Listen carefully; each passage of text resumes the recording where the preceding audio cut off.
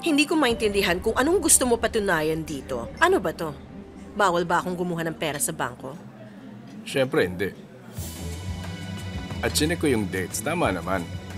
Pero kung ibinigay mo yung pera sa taong bumaril sa anak natin, doon ka nagkakamali. Mukha pa akong magbibigay ng pera sa lalaking yun.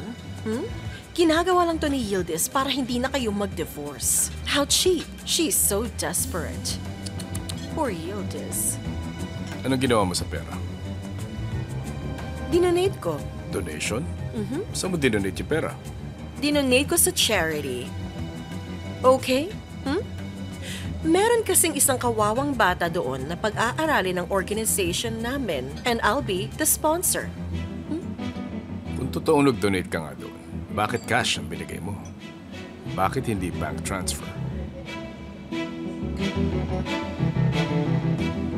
Hindi ka talaga naniniwala sa akin, pero sige. Sige. Okay.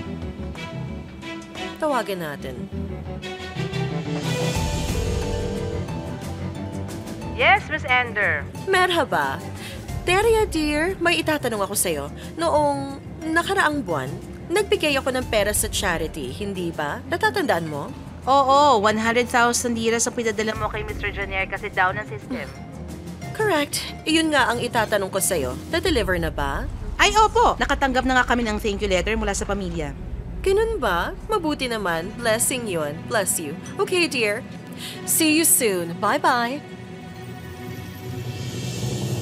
Hindi ako makapaniwala na inuutusan mo pa akong ipaliwanag ang donation na ginawa ko. Ano na lang ang iisipin ng babaeng ito tungkol sa akin?